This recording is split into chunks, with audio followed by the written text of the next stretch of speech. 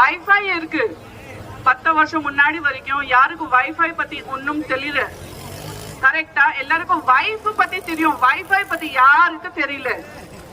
அது கூட இருக்கு இப்போ நம்ம போன்ல.